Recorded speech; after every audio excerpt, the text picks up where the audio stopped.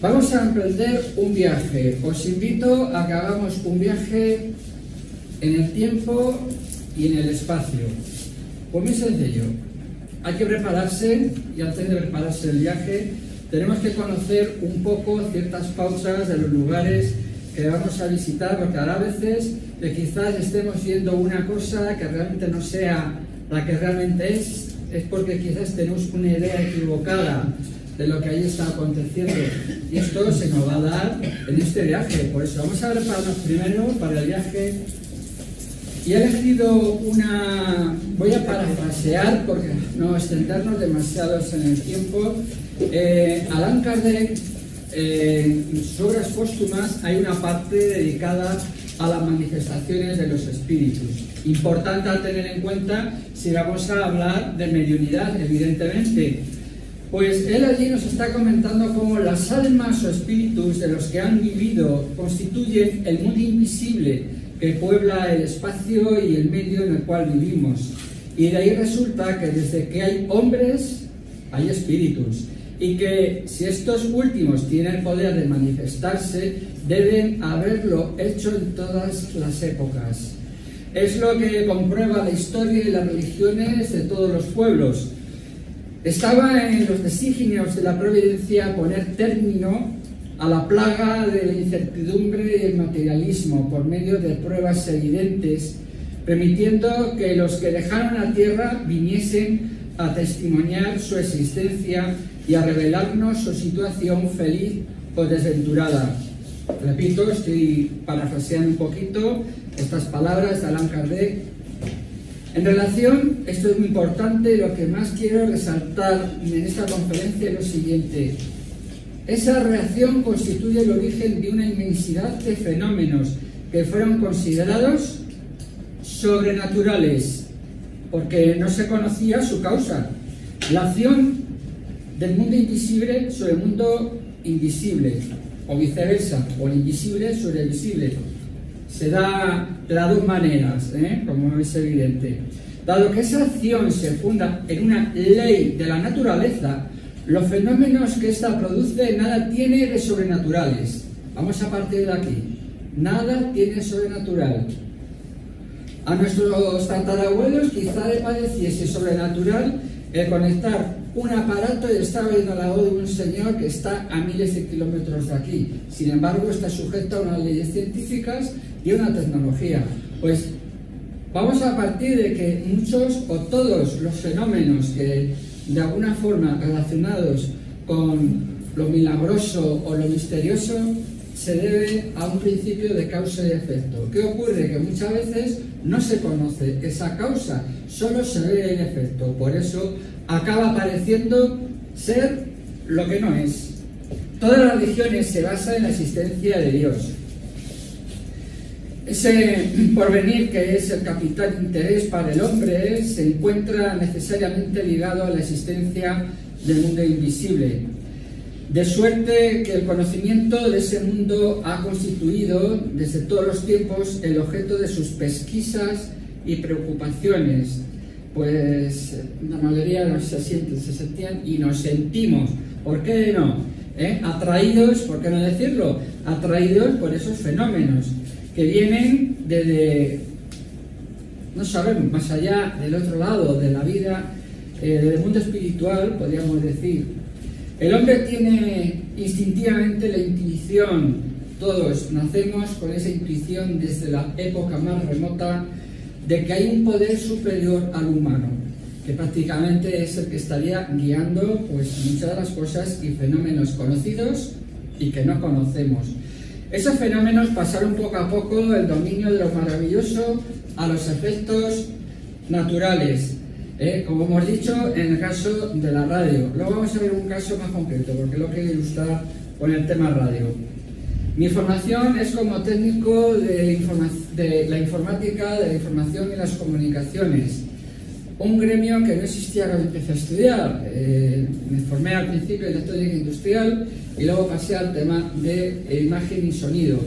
Prácticamente trabajaba el sector de televisión y radio. Se ha ido quedando ahí de alguna forma, aunque he desarrollado más en el tema informático. Por eso me ha llamado mucho la atención explicarlo desde algo que todos tenemos en casa, esos aparatos electrónicos, que de muchas de las cosas que vamos a intentar explicar hoy la vamos a sacar ese símil, porque a lo mejor con algo que tenemos en casa va a ser más fácil entenderlo. Por eso esos fenómenos que eran tan fantásticos ahora ya lo vemos de forma más natural. Lo que hoy estamos viendo como sobrenatural, tengamos en cuenta que para mañana será de lo más natural y de lo más evidente y no diremos. Fijaros, lo que pensábamos antiguamente, es igual que ahora pensamos o recordamos nuestros abuelos que pensarían con esa caja que suena y que aparecen imágenes. Partimos, no existe lo sobrenatural, partimos a partir de ahí. Esa ley puede ser desconocida, el ser desconocida no exime de que sea real o que sea menos real. El tiempo se encargará de revelarlo todo. Incluso el Maestro Jesús dijo, si no lo hablaran, las piedras mismas hablarían. De alguna forma siempre se revela todo, a su tiempo, no cuando nosotros queramos, cuando sea oportuno para la mayoría. El espiritismo tiene por base el conocimiento de las leyes que hasta ahora no se comprendían. No viene a destruir quizás esos paradigmas religiosos, sino a explicarlos, esclarecerlos y dar una explicación racional a esos fenómenos. Vamos a hablar de sacerdotes. Por eso, de alguna forma, vamos a enfocar luego un poquito el por qué se da esa situación o aparecen esos señales en la historia de la humanidad. Solo viene, hablando del espiritismo, a destruir las falsas consecuencias que de ellos se ha deducido en virtud de la ignorancia o de la interpretación equivocada de esas leyes. Es mucho más lo que viene explicándose. Para todos aquellos que de alguna forma se les esté despertando el interés en investigar, pues ya los he mencionado, está sacado esto de obras póstumas de Allan Kardec.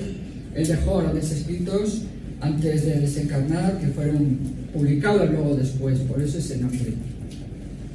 Hablábamos del viaje. Bueno, yo creo que ya estábamos preparados para el viaje y para saber con qué más o menos nos vamos a encontrar. No vamos a encontrarnos con cosas sobrenaturales, sino de cosas sujetas a ciertas condiciones. No lo tuvieron tan fácil antiguamente, porque a lo mejor podemos pensar, es que aquellos sabios o aquellos genios o aquellos magos tenían unas facultades mediúnicas mejor que las de ahora. Pues posiblemente no. Quizás necesitaban, nos ha llegado historias a lo mejor un poco, pues sí, depende luego cada caso, pero en términos generales la mediunidad se ha ido desarrollando a lo largo del tiempo según se ha ido desarrollando la humanidad, y eso es evidente. Os invito a ese viaje épico a la historia. Nos vamos a trasladar a una época muy atrás, primordial de la historia de la humanidad, en la que las necesidades e inquietudes humanas había necesaria una conexión con lo divino en busca de respuestas de lo trascendental.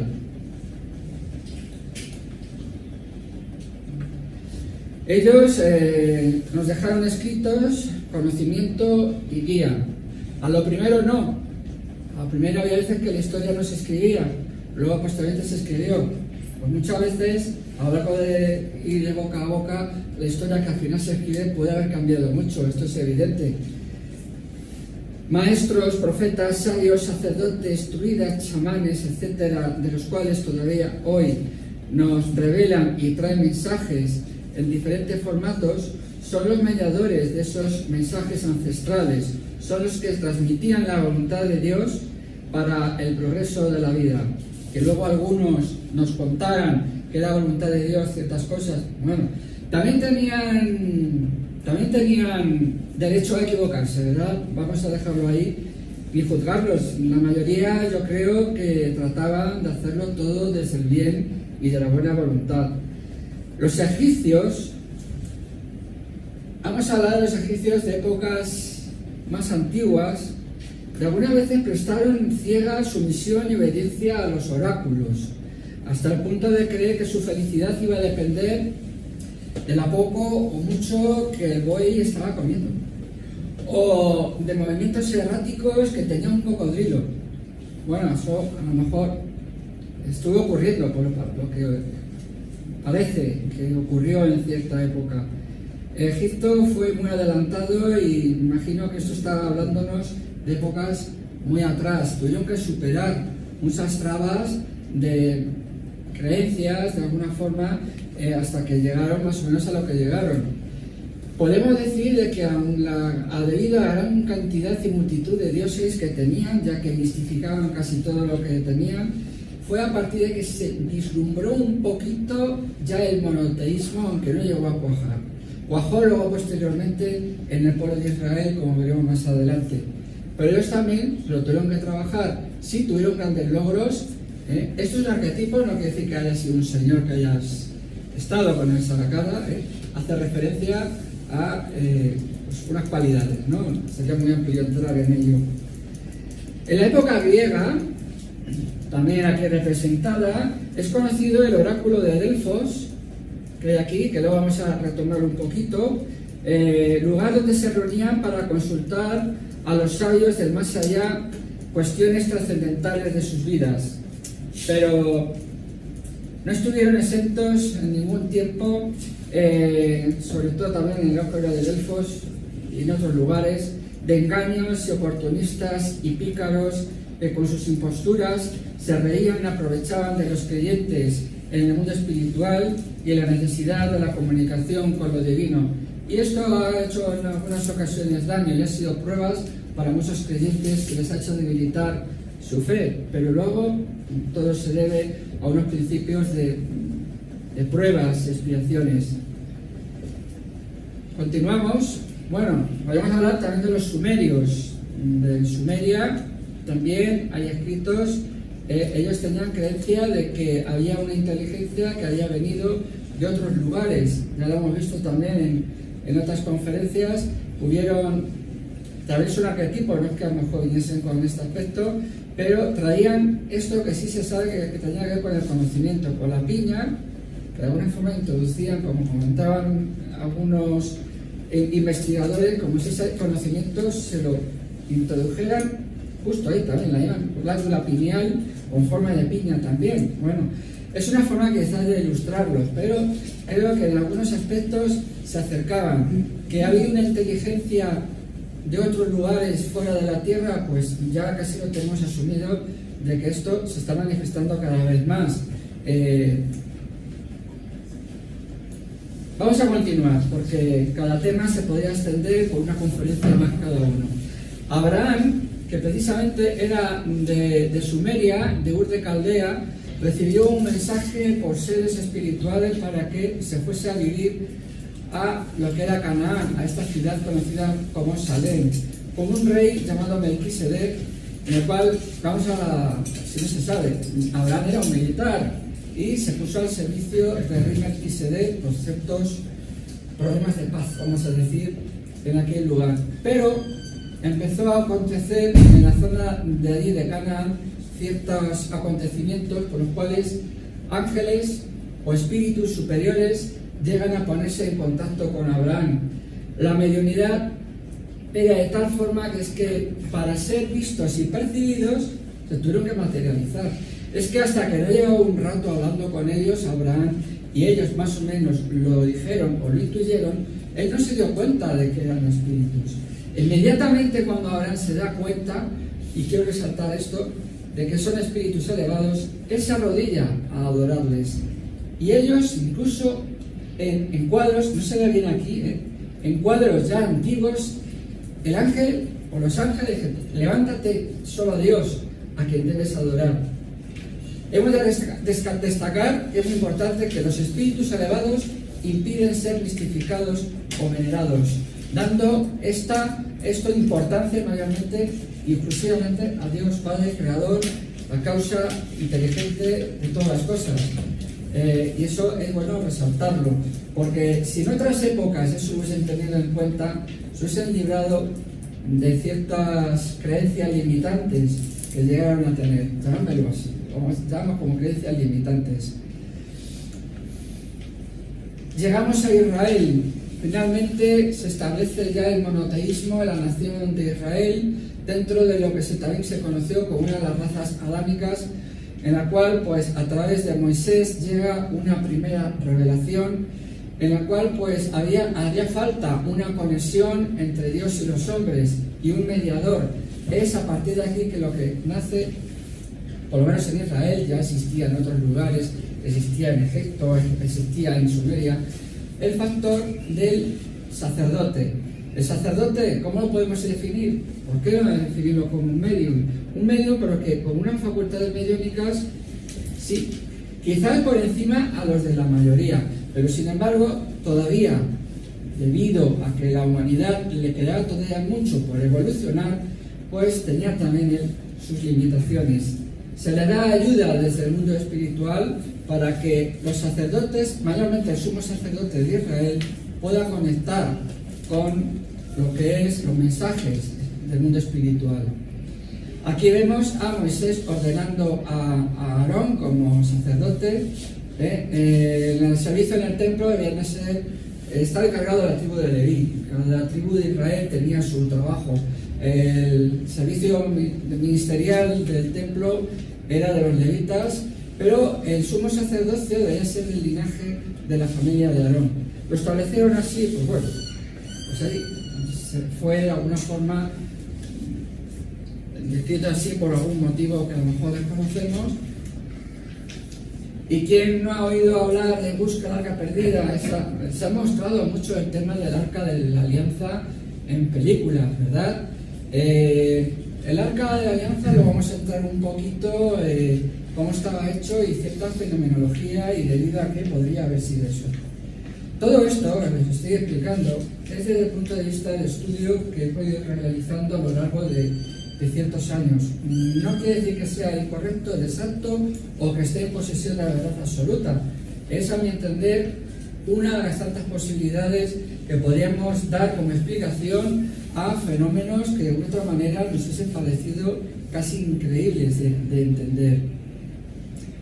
El Arca del Pacto o Arca de la Alianza está escrito en el Éxodo, sí, escrito por Moisés en la parte final cómo iba a ser construida. Primero se construye de madera de acacia, luego se forra exteriormente por manos de orfebres de oro. Por dentro también se forra con oro. Se ponen 4 anillas, 2 por un lado y otras 2 por otro lado. Ojo que aquí había que meter barras, unas barras de acacia, de madera. Y bueno, vamos a decir que debía de ser aislante a los efectos eléctricos. Importante a tener en cuenta, aislante ante los efectos eléctricos. Y si hablamos de electricidad, hablemos a un israelita entonces de lo que es un efecto eléctrico. Lo conocemos ahora mejor, ¿verdad?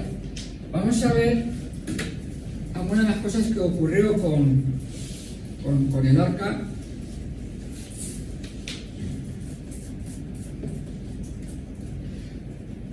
Algunos han hablado de que es un condensador. Yo por las propiedades eléctricas que tiene no me atrevería a decirlo. No sabemos todo lo cual estaba hecho. Hay un detalle muy específico de cómo fue construido o debía de ser construido en el libro de Éxodo, pero evidentemente creo que muchos datos irrelevantes para la época o para el resto del pueblo no se dan. Así que podría llevar más cosas, sobre todo en la tapa, que no se especifican. Ya es irrelevante, esto es a título anecdótico lo que estamos hablando, pero sí, de alguna forma, yo entiendo de que había envuelto una energía eléctrica o un cúmulo de energías como energía eléctrica, energía magnética, luz polarizada. Una luz polarizada es un rayo láser. Un rayo láser ya se utiliza en medicina, enfocado a un lugar del cuerpo, puede hacer de que un cálculo renal estalle e incluso desaparezca sin hacer daño al riñón. De alguna forma, a lo mejor ya de mundo espiritual, tengamos en cuenta el factor rayo láser. también el Maxer. ¿El Maxer qué es? El Maxer está fundado en el funcionamiento del fenómeno de emisión estimulada de radiación enunciado por Albert Einstein en 1916, y de alguna forma un Maxer recibía unas microondas, las amplificaba y las lanzaba. ¿Parece extraño eso? Bueno, eso es lo que está ocurriendo en nuestros teléfonos móviles. Funcionan por microondas y a esos teléfonos les está llegando lo que les llega: comunicación, imágenes y sonido. Pues de alguna forma algo similar estaba ocurriendo ahí, porque esto podríamos decir que sería la batería del sistema, entre otras cosas. Se le ha dado mucha importancia al poder militar de este objeto, pero ha sido para lo que menos ha sido utilizado. Y se mira la historia del antiguo Israel, ha sido más utilizado a lo largo del tiempo como objeto de comunicación o energético que quizás como un objeto militar. ¿Por qué objeto militar? Porque si estamos hablando de microondas, habéis visto alguna vez estas copas que alguna vez las someten a cierta vibración sonora hasta que la copa estalla. Eso se debe a que la frecuencia atómica, por decirlo así, o la frecuencia de esa copa X del cristal es X, ¿no? Y si un sonido alcanza esa frecuencia, produce eso, hace estallar la copa. Eso lo habéis visto en muchas ocasiones. Un poco es lo que ocurre, o posiblemente haya ocurrido, cuando Israel lleva este arca a las puertas de Jericó, que se deriva la muralla.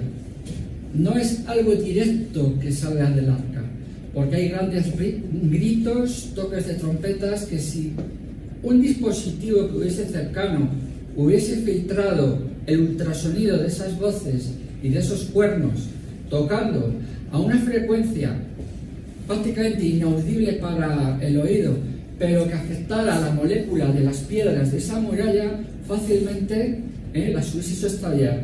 Y estamos hablando ya de métodos que actualmente están experimentando el ejército en diferentes partes del mundo. Destruir a base de ultrasonidos, o simplemente meter un ultrasonido hacia la gente para que la gente se le vaya la cabeza de alguna manera, ¿no? Vemos que de alguna forma sí, podría haber sido milagro, pero puede ir encajando todo esto con efectos naturales. La gran pregunta: ¿fue toda la historia del Arca del Pacto tal como nos lo han contado? Bueno, dejámoslo ahí, ¿no? Pero si algo de verdad tiene, pues asociado a algo natural, a mi opinión, sí. Efectivamente había también una clara instrucción de no tocar el arca. Por eso había que llevarla por estas barras. Hubo una ocasión en que porteaban el arca, y algunas veces los portadores dieron un traspié, parecía que el arca se iba al suelo, y un señor que estaba cerca le plantó la mano para que no se cayera y cayó fulminado, como si fuese una descarga eléctrica. Muchos pensaron: ha sido un castigo de Dios por haber desobedecido. No creo que Dios castigue de una forma tan desproporcionada un acto de bondad de un momento dado para que no ocurriese algo malo, pero sí puedo pensar que fue un accidente fortuito, mala suerte, que igual que a alguien le cae un cable de alta tensión encima, pues lo fríe. Pues algo parecido le debió ocurrir a ese señor. El Arca de la Alianza debía de situarse en la zona del santuario. Primero se creó un tabernáculo portátil de tela, en el cual hay un santuario en el centro, y en ese santorum era donde iba el Arca del Pacto, donde se hacía la conexión, de alguna forma, con el mundo espiritual. Solo podía entrar el sumo sacerdote. No vamos a adelantar mucho, porque si no se nos va a ir el tiempo. El sumo sacerdote debería de llevar una indumentaria de alguna forma que primero al propio sumo sacerdote le preparase mental y físicamente y le armonizara. De alguna forma la pureza mental podía ir con la mitra de lino fino sobre la cabeza, para que su mente no divagara a aquello donde no debiera estar pensando en el oficio que debiera de hacer. El propósito: en la diadema de oro había un egipcio que era Carush Yuhel, que hacía referencia a la santidad de la divinidad con la cual iban a conectarse. ¿cómo le llaman? Yahvé, posiblemente, no se sabe exactamente el nombre de Dios en hebreo, porque lo que es el tetragramaton en su momento quitaron las vocales, así que nos faltan datos para saber leer exactamente, pero sí hace referencia al nombre de Dios. En algunos lugares los han traducido como Elohim, pues con los Elohim o los espíritus debía de conectar, o se supone que debería de conectar el sumo sacerdote. El que llevara calzón de lino fino, una túnica también de lino fino, hacía pensar en la pureza que debía de llevar. Llevaba luego una vestidura azul sin mangas, con dobladillas en forma de campanillas, no sé si aquí lo ven. El caso es que por donde iba pasando el sumo sacerdote se le oía venir, se le oía irse. Si estaba en el santuario trabajando desde fuera, le oía, ¿no? Armonizaba el lugar pues con incienso, pues ya casi nos están viniendo la mente quizás de un sacerdote de las iglesias modernas, ¿no? Pues todo se remonta a esos tiempos antiguos, ¿no? Era el efod y el cinturón lo que le daba el carácter de ministro para ejercer un servicio ministerial, espiritual en el templo. Llevaba unas sombreras de ónice, llevaba 6 nombres aquí, eran 6 tribus de Israel, y aquí las otras 6 que se situaba ahí. Prácticamente podríamos decir que ahí se estaba sintonizando al lugar donde deberían llegar los mensajes, pueblo de Israel.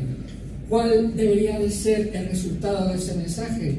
Iba a aparecer en el pectoral, 12 piedras, una por cada tribu de Israel, diferentes piedras, y si las miramos ya en un punto más de laboratorio, son elementos o compuestos de la tabla periódica de elementos que tenemos actualmente con sus propiedades atómicas, valencias, etcétera, ¿no?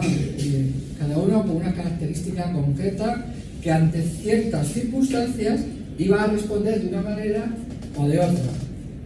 El Urim y el Tumim, podríamos hablar de cierta dualidad, es muy amplio, se podría hablar de estos elementos, pero bueno, vamos a hablar de una dualidad para que se creara esa conexión, como ese polo positivo, ese polo negativo, es lo más fácil que se me ocurre para aplicarlo en este momento. Eso no quedaba a la vista, ya que en el pectoral había unos bolsillos donde se ponían estas 2 piedras, estos 2 cuartos, ¿vale? Bueno, hasta ahí, vamos, nos queda algo, no. Todo iba sujeto a unos propósitos, a un estado mental, crear un estado mental y asepsia mental importante para el sumo sacerdote, de manera que entrara al santuario, al Santísimo, de alguna forma descalzo, estaba pisando tierra santa. A lo mejor tendría que estar con los pies al suelo para poder tener mejor conexión con lo divino. Pues de alguna forma podría ser también algo así.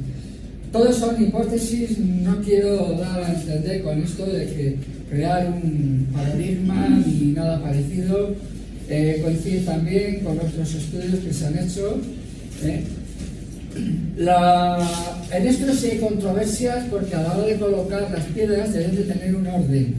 Los hebreos escriben de derecha a izquierda y en Occidente de izquierda a derecha. Pues haré ilustraciones aquí en Occidente que han colocado las piedras al revés. O quizás son ellos los que lo han colocado. Ya da igual, porque este aparato, vamos a decirlo así, ya no funciona. Pero si estaba sujeto a unas leyes naturales, evidentemente, es que cada vez estoy más convencido de ello. ¿Cómo funcionaba? El sacerdote se situaba en el Santísimo y hacía una oración de petición de ayuda a Dios sobre un tema o un problema que estuviese teniendo el pueblo de Israel, o un miembro de allí, ¿no? de la nación, y él hacía esa oración. Esa era la línea de comunicación más efectiva, la que hacía el sacerdote en una oración hacia Dios, y ya está, llegaba fácilmente, si no a través de otros espíritus elevados, ese mensaje llegaba. Era más difícil en el mundo espiritual comunicarse con el mundo material cuando todavía les faltaba mucho por desarrollar en mediunidad en esos instantes, aquel pueblo y en aquel lugar.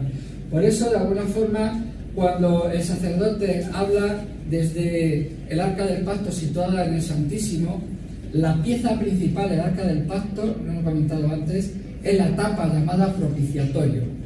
En el propiciatorio había dos figuras de dos querubines con las alas extendidas.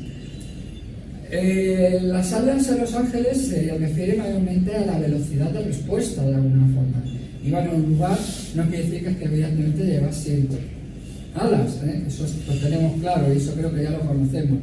Pero de alguna forma, para ilustrar esa forma arquetípica de los querubines, que era como una acción de protección, porque en el centro del propiciatorio se proyectaba una luz que sí era visible, se le conocía como la luz Shekinah, que significaba que era la presencia de Dios en ese lugar, que quien llegara a ese lugar de alguna forma podía comunicarse y podía efectuarse, no cualquiera, tenía que ser sumo sacerdote.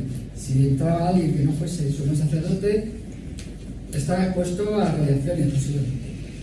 Vamos a decirlo así claramente, a lo mejor alguna radiación, no estaba protegido o no funcionaba. Lo más fácil es que no funcionara.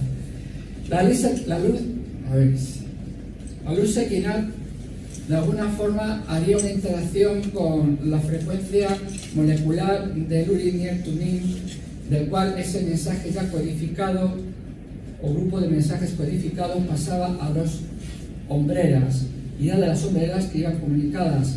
Todo está enlazado en oro, ¿no?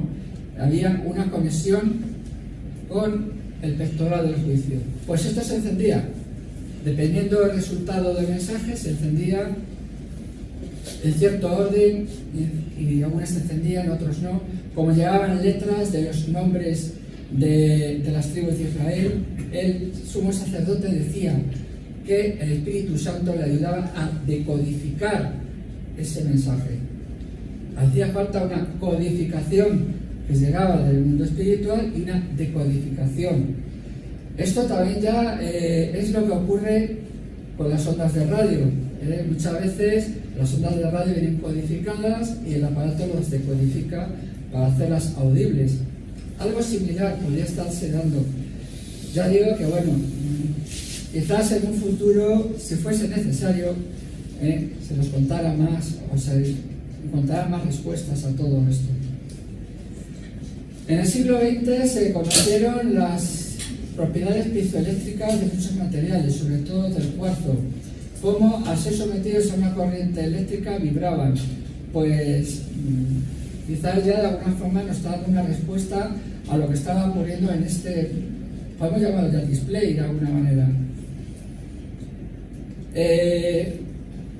Al conseguir una frecuencia patrón, podría ser una frecuencia ya modulable, que coincidiese con una frecuencia etérea que llegara desde otro lugar, desde un emisor. En cuanto coincidían las frecuencias, sintonizaba y era escuchado en un aparato llamado superheterodino. Bueno, parece un nombre muy trabalenguas, porque el efecto que se producía, el efecto físico que se producía es superheterodino. Pues esto es un superheterodino. Vamos a llamarlo como llamamos en casa, un aparato de radio. Casi mejor, diría yo.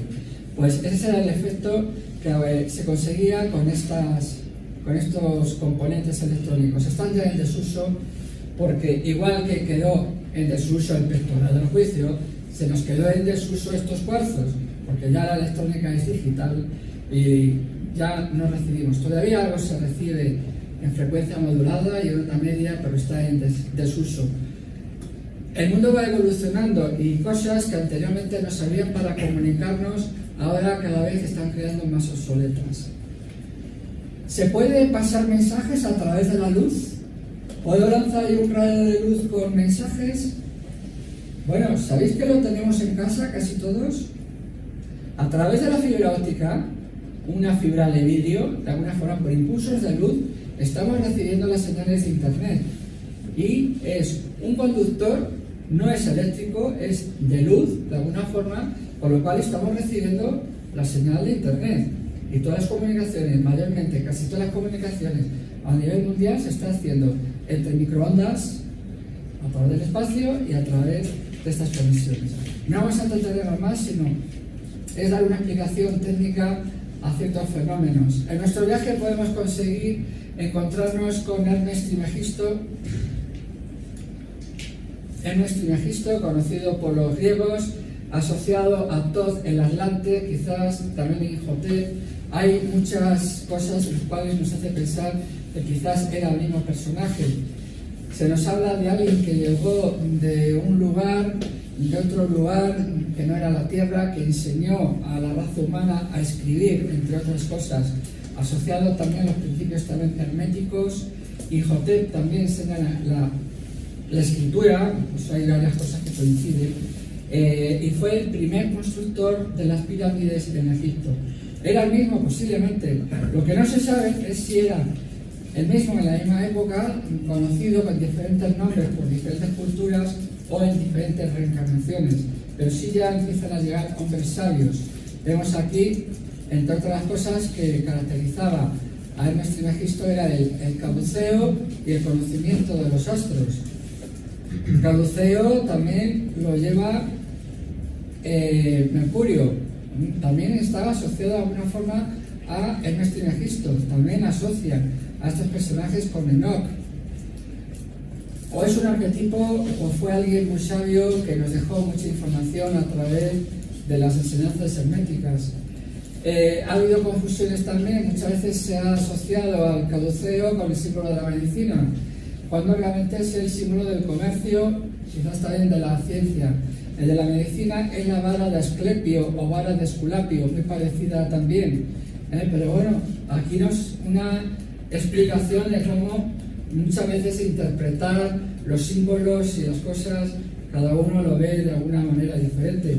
Aquí a lo mejor pues está más asumido, pero a lo mejor en América sigue siendo este el símbolo de la medicina. Bueno, tampoco es muy importante, ¿no? Pero sí que habían personajes que de alguna forma estaban ligados a través de ciertos conocimientos del mundo espiritual a la humanidad para que avanzara. Maestros antiguos de Oriente también tenemos a Budai. Muchas veces se ha confundido a Budai con Buda, pero eran diferentes personajes, ¿no? Budai, tengo por aquí alguna nota, hace referencia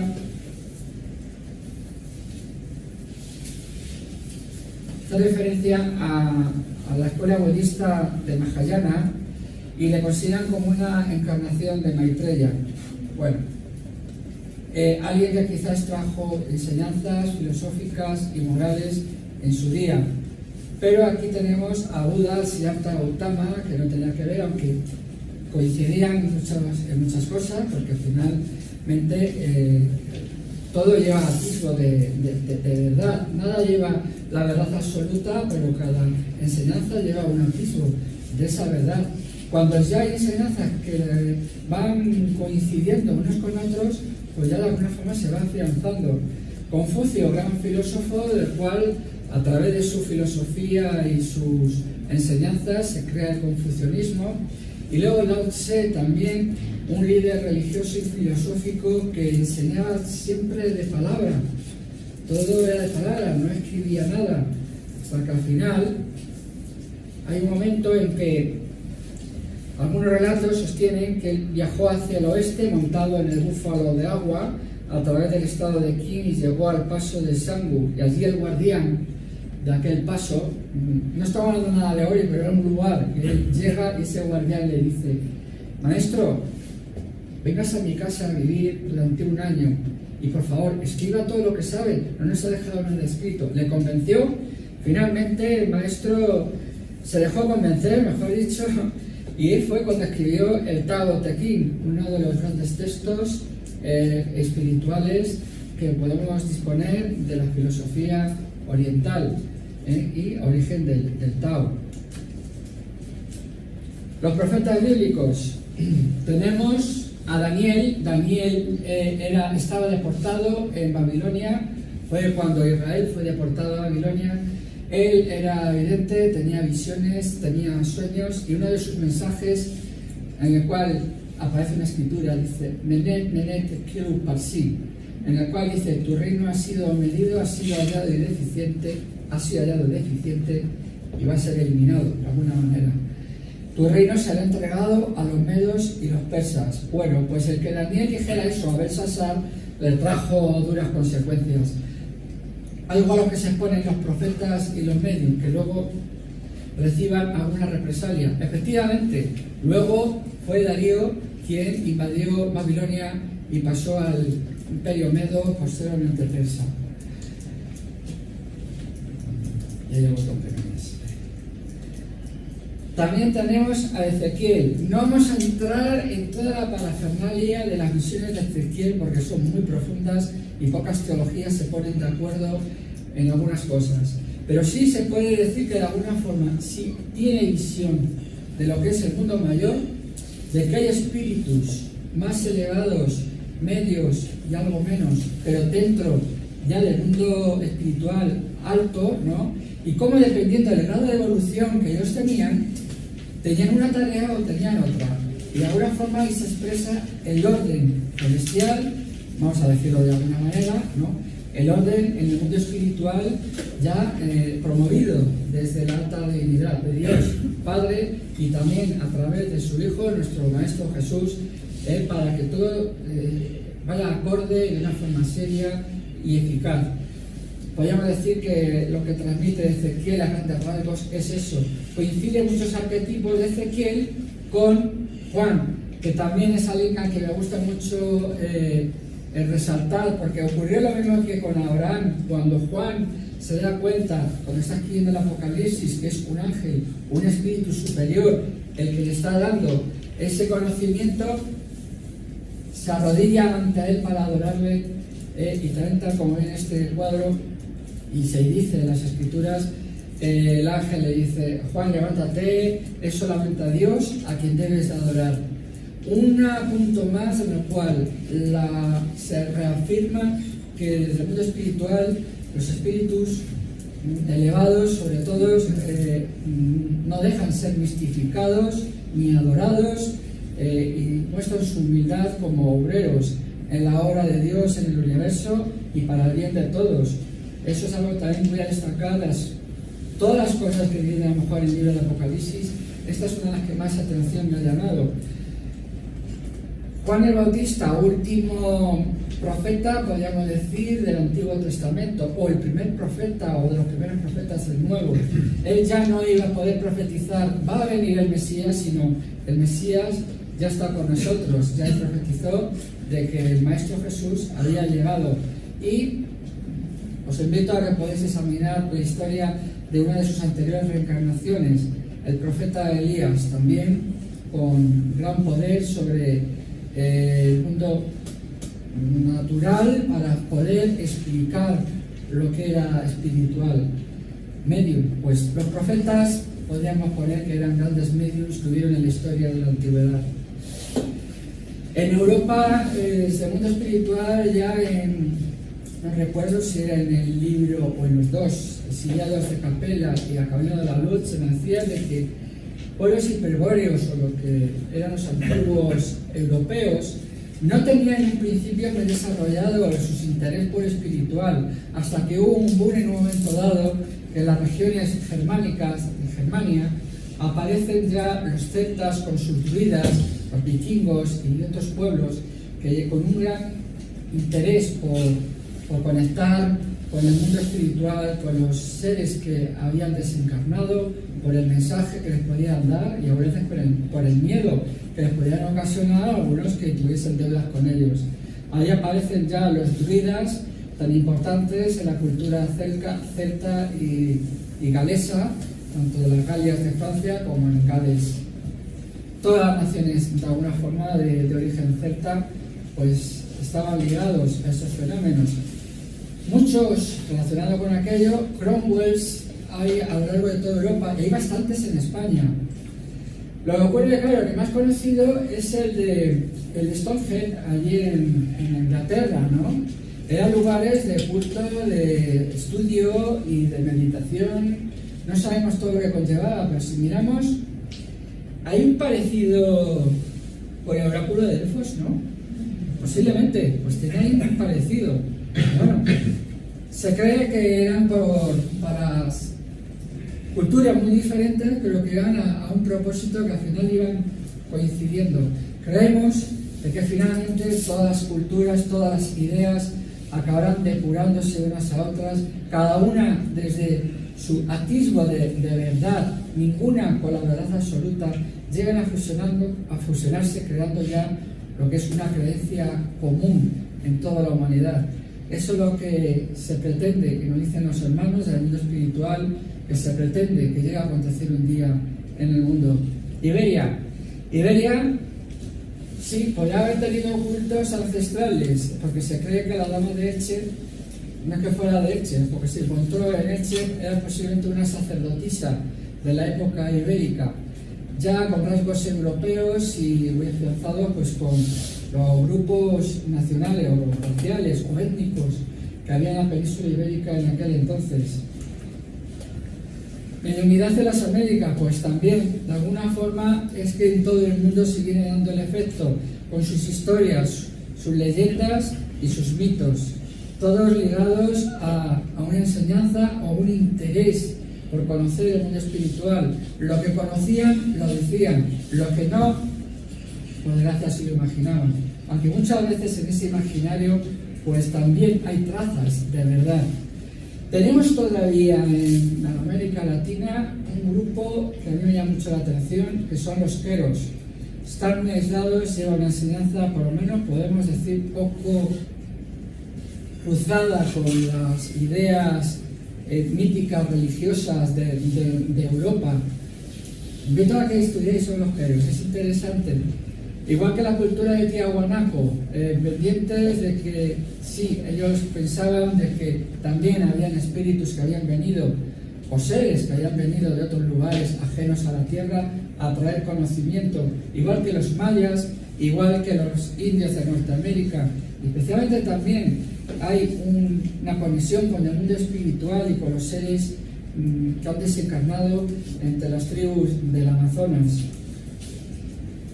Mediunidad en África, pues muy similar también a la del Amazonas, es lo que se llama cultura de animismo, pero es el animismo, que creen en las ánimas de los seres que han desencarnado y que pueden traerles bien, pueden traerles mal, con sus chamanes, de alguna forma hasta hacían de psicólogos. ¿Por qué?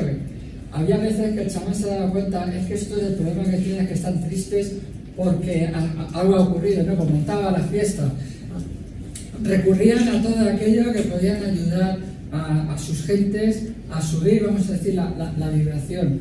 Conexión, pues sí, entraban también en trances, que de alguna forma, también les ayudaría. De África podemos hablar también, en el norte de África existe una rama islámica mística, que son los sufíes, que entran en trance a través de sus bailes. También llegaron a haber sufíes, se cree, en España, en Al-Ándalus, en algunas regiones de España, también con conexión mística o en el mundo espiritual. No nos cuentan mucho, tampoco es que se ha leído mucho. También hay muchos sufíes en Turquía, pero quien desee saber más, a cada uno le va a atraer algo más, y trato un poco de llamar la atención y despertar la atención sobre todos estos temas. A cada uno le va a traer algunas cosas, otros les va a traer otras. Nos venimos a Europa, tenemos grandes mediums, no podemos hablar de todos ellos. Quiero resaltar aquí a Emmanuel.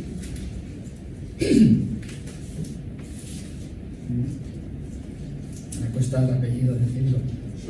Emmanuel Swedenborg. Emmanuel Swedenborg es que, además de medium, era científico. Por eso podemos decir que no está reñido una cosa con la otra, y sí muy asociada, ya que esto a él le ayudó mucho. Su desarrollo psíquico paranormal, manifestado abiertamente a sus 25 años, tardó un poquito, pero todo lo que es bueno tarda. Pues podría ser el caso. No afectó su actividad mental cotidiana, su labor científica continuó sin interrupciones, no se mistificó tanto que se quedó solo pensando en algo allá, no. Sí, tenía la mente del mundo espiritual, pero también tenía los pies puestos en el suelo. Esa combinación siempre viene siendo buena, de alguna manera. No es extraño que sus extensos conocimientos pues lo colocaban en un amplio concepto de lo que es la realidad universal, y que no fuera difícil para él entender la existencia de una dimensión suprasensorial y la posición de una interrelación entre esta y el plano físico, pero no deja de sorprender que él mismo fuera un medium con una facultad tan desarrollada. Pues en este viaje aquí hemos venido a Europa de nuevo. Bueno, Europa, algunos también vivieron en las Américas, en tiempos más modernos. Elena Blavatsky, Sir Conan Doyle, Edgar Cayce, Carl Gustav Jung, con gran poder psíquico y mediúnico. Animo a que le leáis también de él. Creo que cada uno, todos le conocen ya a Jung. Y Mesmer crea o descubre lo que es el magnetismo animal, y dentro de sus estudios muy amplios también, él llega a dar ayuda, su información da ayuda a James Brain para desarrollar la hipnosis en 1842. Y continuamos con el viaje. Nos vamos a España, pero a una época más antigua. Aquí también hubo grandes místicos como San Juan de la Cruz, Teresa de Ávila o Santa Teresa de Jesús, podemos también llamarla, más conocida por Santa Teresa de Jesús, grandes místicos en España de época más antigua, que también es más moderno. Se me ha colado Yolanda de Ángelis en España. Bueno, pues sí, no era Yolanda de Ángelis, era Sor Juana Inés de la Cruz. Ella nació en el reino de Nueva España, entonces era España.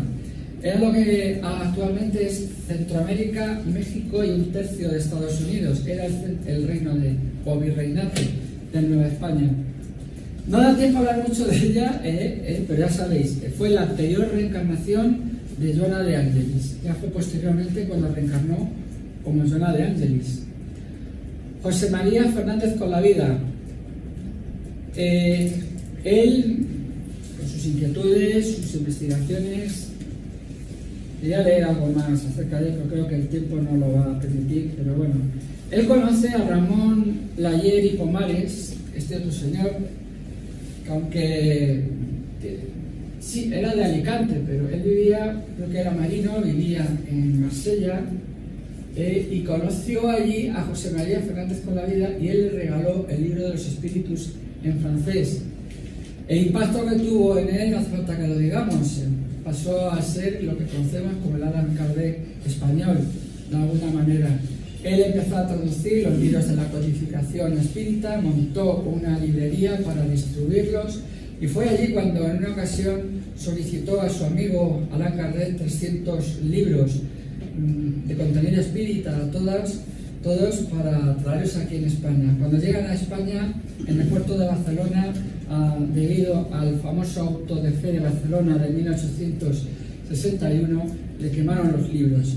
No fue nada nefasto, ya que como en el auto de fe se mencionaba el obispo de la ciudad que consideraba una herejía y que se estaba apoderando del mundo, pues eso a la gente le despertó la atención, y más que acallar el mensaje espírita de entonces, lo hizo resurgir más de alguna manera.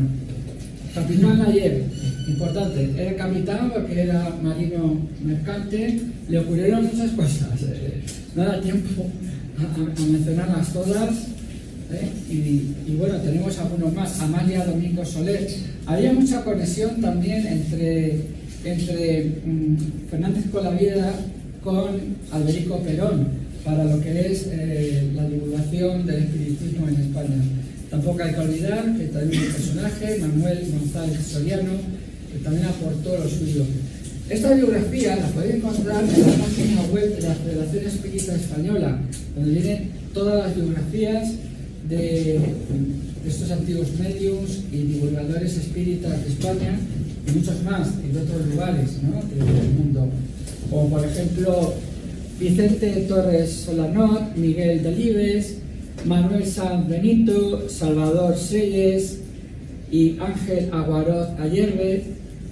Quiero hacer especial mención a Rafael González Molina, que nació en Madrid en 1920, que algunos de aquí le habéis conocido. No sé qué decir de él porque seguro que vosotros le conocéis mejor. Yo voy a hablar un poco de la información que dispongo. Rafael González Molina le tocó comenzar a trabajar muy de joven, a temprana edad, pero sin embargo él mantenía gran pasión por leer a grandes escritores como Víctor Hugo y Alejandro Dumas. Con el tiempo tuvo que emigrar él y creo que a su señora, doña Manuela Morata, si me equivoco me corregís. Tuvieron que emigrar a Brasil, a Sao Paulo, en 1854. Y allí conocieron a otro matrimonio espírita que poco a poco le fueron hablando acerca de la doctrina. Algo había que para Rafael no parece que no le acababa de cuajar hasta que finalmente cae en sus manos el libro del Evangelio según el Espiritismo, lo cual él al leerlo, y ellos, los dos, al leerlos dijeron que aquello era lo que llevaban tanto tiempo buscando. Y precisamente yo, también, en un momento dado, sentí eso mismo, y por eso estoy aquí. Era lo que durante tantos años, 40 años, he estado buscando respuestas de diferentes lugares, que no viene a cuento contarlo, ¿no? Pero también me siento identificado con esto. Empezaron a asistir a un centro espírita, allí en Sao Paulo, no sé exactamente si se llamaba Centro Espírita Hermano X o Hermano 10. Bueno, ellos empezaron a asistir allí. En ese centro cursaron los pases espíritas, cursos de mediunidad, cursos para dirigentes, trabajos de caridad, trabajos de mesas mediúnicas, atendiendo a espíritus sufrientes, impartiendo conferencias con la Federación Espírita de Sao Paulo. Finalmente vuelven a España en 1967, si no me equivoco, y luego 10 años después es cuando Rafael crea la revista de divulgación espírita. Los primeros números eran fotocopias y al ver que iban siendo leídos, pues empezó ya a llevarlo a una imprenta, y viendo de que también iba teniendo éxito, pues ya empezó a llevarlos a los kioscos. Él llevaba a los kioscos la revista espírita hasta el año, según tengo aquí los datos, 1997. Promovió la legalización, sobre todo lo que podemos más destacar, la legalización del espiritismo aquí en España. Él llevó libros espíritas al Estado para que fuesen autorizados y sellados. Presentó estudios y primeros estatutos de la Asociación Espírita Española, y después de mucho trabajo, en 1981, pudo legalizar el espiritismo aquí en España. En el 82 funda la Federación Espírita Española, precisamente he hecho antes referencia a la web, donde se pueden encontrar grandes biografías de estos divulgadores de la doctrina espírita. Y luego ya, lo que fue en 1992, por esa época, funda el Centro de Estudios y Divulgación Espírita, conocida por CEIDE, con un congreso de 3 días que se hizo en el Palacio de Congresos de Castellana, con el tema de espiritismo certero, paradigma de la humanidad, con 700 congresistas.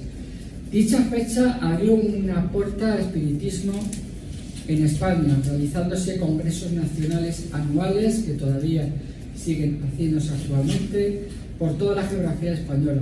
Fue miembro fundador del Consejo Espírita Internacional, siendo elegido como secretario general. No tenemos que olvidar nunca que gracias a él el espiritismo en España se pudo legalizar, y a día de hoy seguimos trabajando para el bien. También podemos agradecer que todos esos estudios que él llevó a cabo, y su esposa en Brasil, él los enseñó aquí en Madrid a muchas personas, que sin duda son ellos los que nos están enseñando ahora mismo todo el tema de mediunidad, de pases, bueno, por gran parte del tema de mediunidad, pases, etcétera. Nos hemos ido ya muy lejos en la historia, en la cual llegamos ya a tiempos modernos, con grandes, vamos a decir, la doctrina espiritual codificada con grandes decodificadores. Tenemos, sí, se llama codificador Allan Kardec. ¿Recordáis el sacerdote, el sumo sacerdote de Israel? Él tenía que codificar y decodificar los mensajes. Ya no hace falta. Ya fue decodificado de alguna manera estos mensajes, y nos ayuda esa codificación a cada uno de nosotros poder investigar esas enseñanzas que vienen del mundo de los espíritus, igual como poder desarrollar la mediunidad en un momento dado. Tenemos a Becerra de Meneses, a Libaldo Pereira, que psicografía a Víctor Hugo y a Filomeno de Miranda. Tenemos a Raúl Teixeira, que todavía vive, y también nos da grandes mensajes e información del mundo espiritual. Ya desencarnó, por ahí tenemos todos sus libros de Chico Javier. Y bueno, no hemos comentado, pero lo he comentado antes, tenemos a Libaldo por la información tan importante que nos da Jola de Angelis.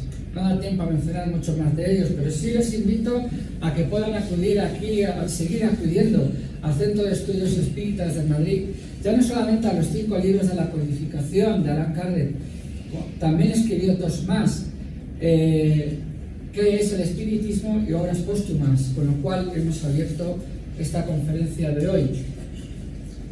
Podríamos resumirla a la conferencia de alguna manera, pero creo que voy a dejar que nos lo cuente. Sí, una información que he conseguido hace poco. Hemos conseguido aquí en este Centro de Estudios Espíritas un estudio sobre un libro conocido como El diálogo para las sombras. Esta parte que viene en la introducción lo voy a parafrasear un poquito, porque de alguna forma podemos resumir la enseñanza que podemos adquirir con esta conferencia. La relación con el mundo espiritual se reviste de engañosa simplicidad. Realmente, en principio, cualquier persona dotada de facultades mediúnicas, mismo incipientes, pueden establecer contacto con los desencarnados, consciente o inconsciente, serena o tumultuosamente. Algunos lo hacen de forma compulsiva o con resistencia, otros con espontaneidad. Unos con respeto y amor, otros con liviandad e indiferencia, y muchos sin percibir lo que pasa o lo que debe ser hecho para ordenar un fenómeno que, como tantos otros, es natural, no teniendo nada de místico, ni fantástico o sobrenatural. Lo importante es que al iniciarnos al trato con los espíritus desencarnados, voluntaria o involuntariamente, estemos con un mínimo de preparación, apoyada en un mínimo de información. Aquel que se atreve a ver fenómenos sin estos pertrechos indispensables, o aquel que es arrastrado a ella por una mediunidad indisciplinada, desequilibrada, no voy a mencionar más, estará exponiéndose a riesgos imprevisibles para su equilibrio emocional y orgánico. La práctica mediúnica no debe de ser improvisada, pues no perdona la falta de preparación o de ignorancia, o exceso de ignorancia de alguna forma. El mundo espiritual es poblado de seres que fueron hombres y mujeres como nosotros mismos, encontrándose en varios estados de desenvolvimiento moral. Por nuestro mundo de desencarnados podemos deducir el otro, el lado de allá. Allí, como aquí, encontramos espíritus nobles y dotados de atributos morales avanzados, mas igualmente importante, la masa inmensa de aquellos que se halla en la media para abajo, hasta los extremos más dolorosos del embellecimiento moral, de la ignorancia, de la rebeldía y de la angustia y del rencor y de la venganza. También nos podemos encontrar. Como la base del fenómeno mediúnico va en sintonía espiritual de cada uno de nosotros, y nosotros todavía nos encontramos en una franja inferior de evolución, pues nos estamos afinando a una franja vibratoria baja de mayor facilidad con aquellos que se hayan perturbados por desequilibrios de mayor o menor gravedad, y exponiéndonos a que nosotros mismos también lo seamos. ¿Qué quiere decir con esto? ¿No de tener miedo a los espíritus? No.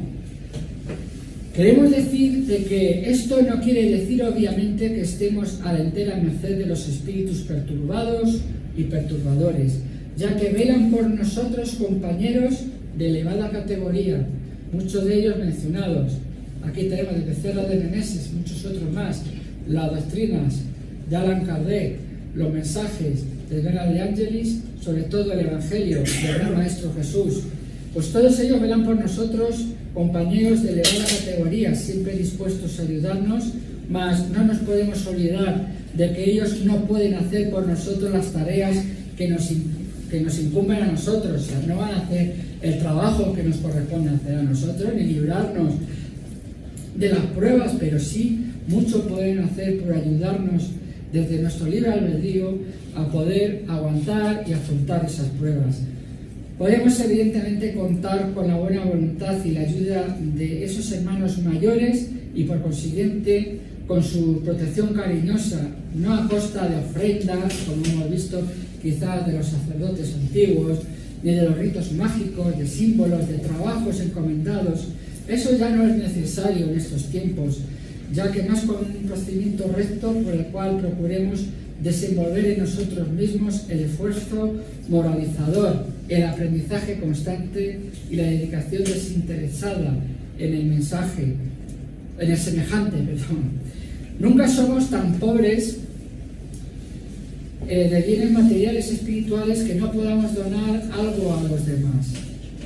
Debemos de ayudar a nuestros compañeros igual que nuestros compañeros nos ayudan a nosotros. Es con esto que las actitudes que nos aseguramos la asistencia de estos hermanos más experimentados y evolucionados, no para librarnos de nuestros dolores ni para cumplir mandatos nuestros que les estemos exigiendo, sino para atender, poder conocerlos de alguna forma, tener el privilegio de tener su presencia amiga, de su inspiración oportuna, su ayuda desinteresada en aquello que fuera realmente provechoso a nuestro espíritu y no en aquello que juzgamos que nosotros estamos deseando o queramos. Muchas gracias.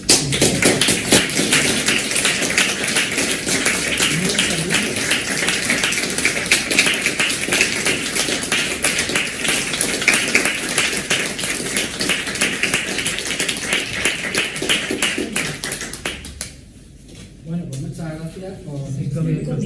5. Bien. Pues tenemos 5 minutos para preguntas y respuestas. Llevo un rato la mano levantada.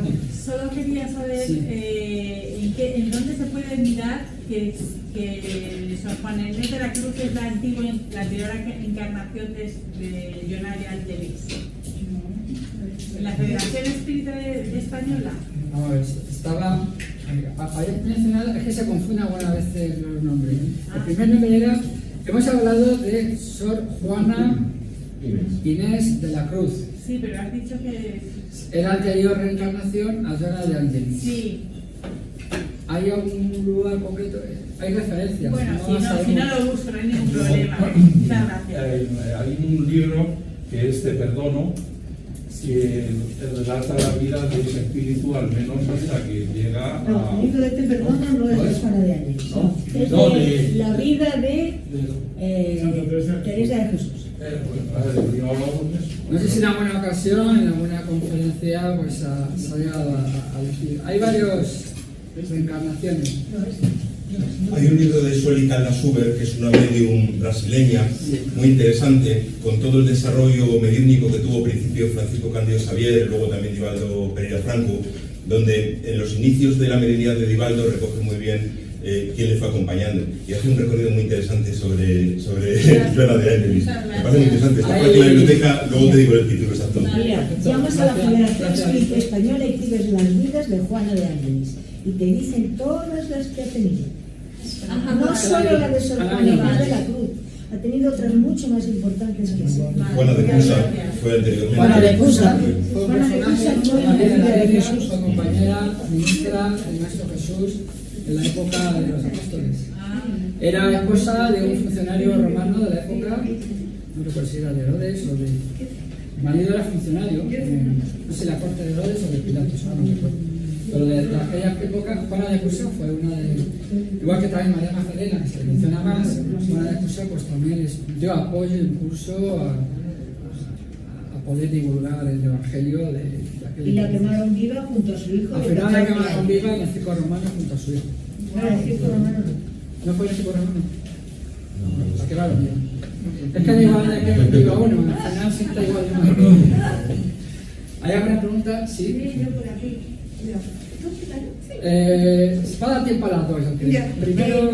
La mía es muy interesante. Ya sí. Pues no me acuerdo de vosotras.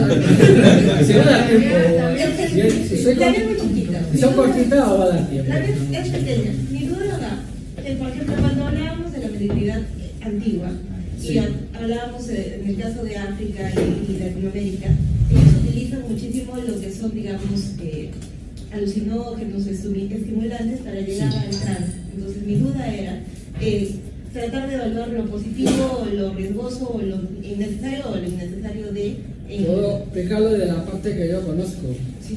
Con la farmacopedia, de alguna forma creo que incluso hay una etimología que hace referencia a la conexión con lo espiritual, pues nos pone en contacto con lo espiritual. Pero como hemos visto y hemos hablado de receptores de radio, necesitamos un sintonizador para conectar bien. Si utilizamos alucinógenos o utilizamos sustancias para conectar con el mundo espiritual, y al final se ha comentado un poquito más, vamos a conectar con la franja vibratoria que teníamos nosotros en ese instante. Y como hayamos tenido un mal día, la conexión que vayamos a tener mejor no se lo deseo a nadie. Lo he visto en algunas personas y no se lo deseo a nadie. ¿Qué ocurre? Que a través de meditación y de tener una vibración alta y un desarrollo correcto de la mediunidad, ya sí podemos tener unas conexiones mejores. Ha sido un poco relacionado con lo que hemos visto al final. Hay antes, ahora después, sí. Es que ha sido telepatía, transmisión de pensamiento. Era la misma pregunta. No, pero mira, yo que soy licenciada en historia, Sí. y he trabajado mucho el tema de historia, hablar de Mesopotamia, Egipto, los Sí. mayas, los aztecas. Yo he llegado a la conclusión, por lo mismo que has dicho tú, de que al tomar drogas alucinógenas es posible que ellos entraran en un estado de conciencia relacionado con el Sí. bajo astral. ¿Por qué? Muy fácil, porque cuando tú vas a las cerámicas y muchos dibujos representan animales muy extraños, muy raros. Es que la prácticamente- naturaleza es muy bonita, te inspira, Sí. te eleva, y bueno, pues un gato es un gato, un leopardo es un leopardo, y son animales míticos muy extraños. Fauce, ¿cómo diría yo? Dragón en la cultura ibérica todo es muy idealizado, y también en las culturas precolombinas. Nos puede estar conectando con el bajo astral y luego también muchas veces ciertas idioplastías que se pueden estar generando ahí que nos afecten, pues ver esas, a lo mejor no son espíritus que realmente existen, sino son miedos lo que estamos viendo. Aunque si estamos hablando del bajo astral nunca vamos a hablar de nada bueno. Aparte de Y que si, son sacrificios humanos, claro. O sea, todas las culturas menos Yahvé y los israelitas, todos, Sí. todos por el lado de aquí de ahí, sacrificios humanos. En Latinoamérica, en Mesopotamia, Sí. fenicios. hubiese estado en un momento dado previsto hablar acerca de eso, por falta de tiempo no se habló. Encima que podría dar un poco de polémica. Los sacrificios tampoco es necesario si hay una voluntad, de alguna forma, que el pueblo de Israel podría estar haciendo por sacrificios animales, no de humanos, está claro. De que decir, yo soy capaz de desprenderme de este objeto material si fuese necesario. Porque Dios no necesita nada material. A él no necesita que le estemos mandando carne de vaca. Nada de eso. Y luego, lo que más se sacrificaba o se quemaba en los altares eran incienso, hierbas aromáticas, algo que de alguna forma armonizaba aquello muy bien. Lo que comentaba era el bajo astral, todo lo que tomemos por sustancias, lo más probable es que nos conecte con el bajo astral. Si queremos hacer otras conexiones, hemos de pensar en otras técnicas más serias y estudiar la mediunidad.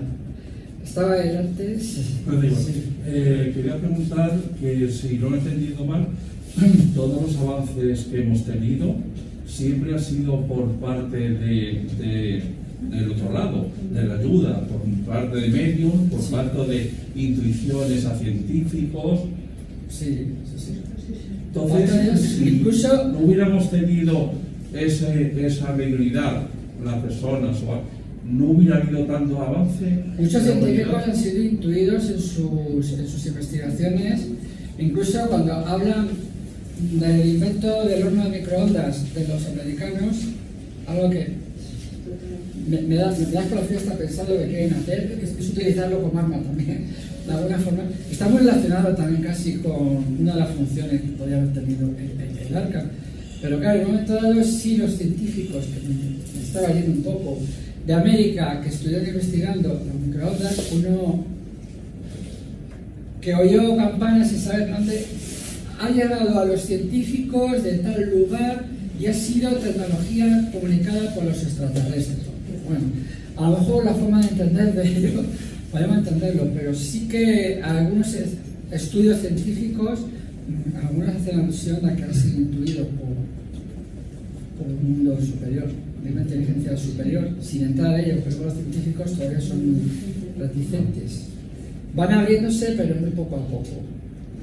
Y alguien había por último Lo levantado la mano. difícil es cuando pasamos de un estado de conciencia a otro, ¿no? La Sí. muerte, hay seres, estos clarividentes y estos profetas, por ejemplo, el profeta Elías subió en un carro de fuego al cielo. Y yo me pregunto, ¿ese fuego sería para matar el cuerpo físico y el perispíritu pasa a un... Porque la carne no puede pasar a un estado vibratorio muy Es bajo. que la historia del profeta Elías es un poco controvertida, si es alegórica o fue real. El profeta Elías tuvo un error muy gordo en su pasado. No se menciona mucho porque no hay que tampoco echar a perder las grandes cosas que haría Elías en su momento. Pero Elías, como humano, se equivocó y por ley de causa y efecto, él tuvo que pagar aquel error en Juan el Bautista al ser decapitado. No voy a entrar en detalles, pero de alguna forma él pagó aquel error en otra reencarnación. Ponemos el caso de que conocéis que Juan el Bautista fue reencarnación de Elías en un momento dado y que igual que en todas las reencarnaciones hay unos principios de causa y efecto y errores que tenemos en vidas pasadas que nos tocan pagarlos en vidas posteriores. Pero lo de, como estaba comentando antes, del carro de fuego, que encima es que aparece en una de las diapositivas, podemos decirlo que es un poco alegórico, interpretarlo, pues puede ser más bien arquetípico o... Se ha mencionado a lo largo de la conferencia, muchas cosas se han justificado, se han dado mucha... Por ejemplo, cuando se escribió el Génesis, habían ya pasado miles de años de que aconteciese aquello. Y fue narrado por un sumo sacerdote Jetro a Moisés. Eso fue de boca. Eso es lo que tenemos. Muchas gracias a todos por...